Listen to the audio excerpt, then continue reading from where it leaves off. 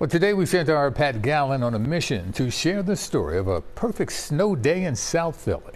About 55 weeks ago, he walked miles alongside the Eagles Super Bowl parade buses. Today, he's on foot again in South Philly, but on snow coverage.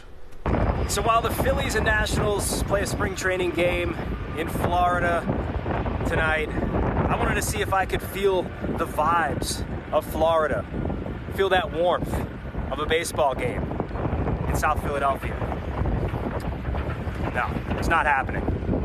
But in 31 days, the Phillies will open up their regular season against the Texas Rangers here in this building, and we can't wait. But for now, we got this. Now, before we ended up down here at the stadiums, we traveled around South Philly. We saw the giant snow melter doing its thing in the stadium complex parking lot.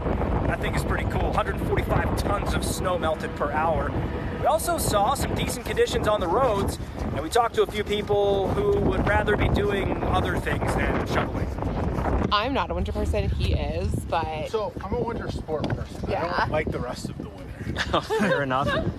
And I'm not in a mountain with a snowboard right now, so I don't like this. Work outside, and this is, just getting tired of it and just want to get it done with. Sure, makes sense. Can't wait for April, May, or June to come around.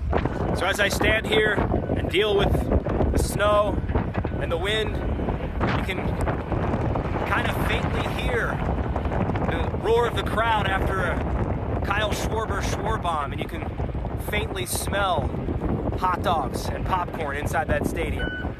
But for now, the cleanup continues from the blizzard of 2026. I'm Pat Gallen in South Philadelphia for CBS Sports.